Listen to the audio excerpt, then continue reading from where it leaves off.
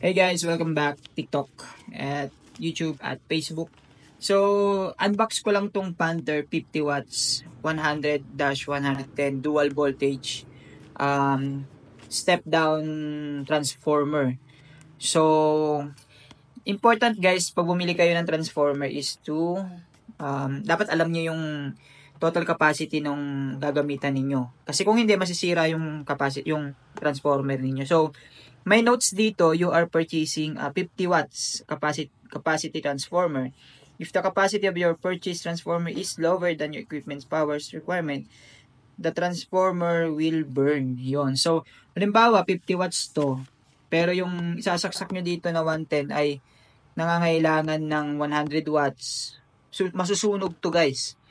So, inang take note nyo. Di baling mas mababa yung wattage dito. Halimbawa, 30 watts, 20 watts. Pero, pag mas mataas sa 50 watts, masisira yung transformer ninyo. At, hindi kasama yung saripan. So, human error yun. So, sa madaling salita, medyo, diba? Dahil yun sa hindi mo pag-intindi. Okay guys, so kaya mahalaga alam nyo rin, no? So, ito ay binili ko 100, 110. 50 watts lang to.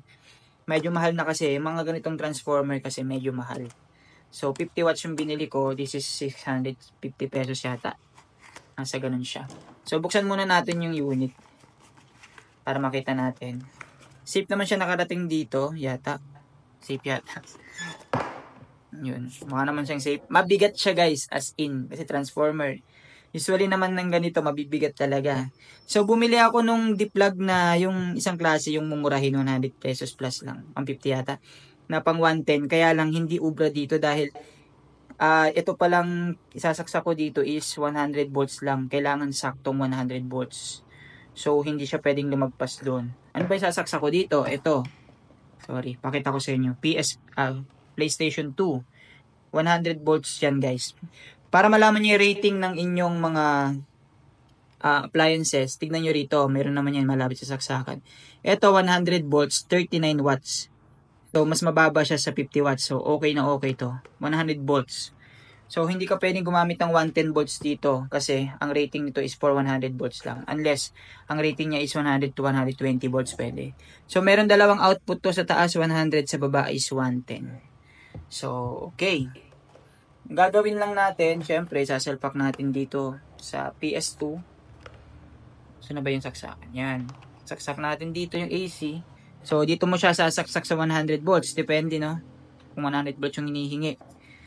Tapos, saka natin isasaksak itong transformer natin sa AC naman. AC pa rin na 220 volts. Usually, sa Pilipinas naman tayo ay naglalaro sa 220 volts. Yan, marami langgam dito sa amin. Pasensya nyo na. So, yan, nakasaksak na siya. Yan, kita nyo naman. Ito siya. Yan. Safe pa ito hawakan. Safe naman siya hawakan, no?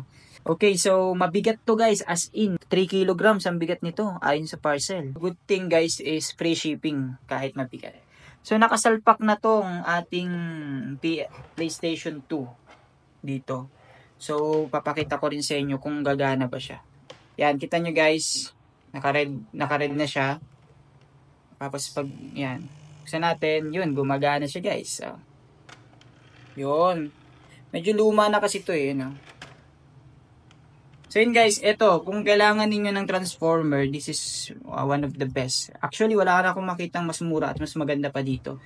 Dahil ito ay 110 na stable.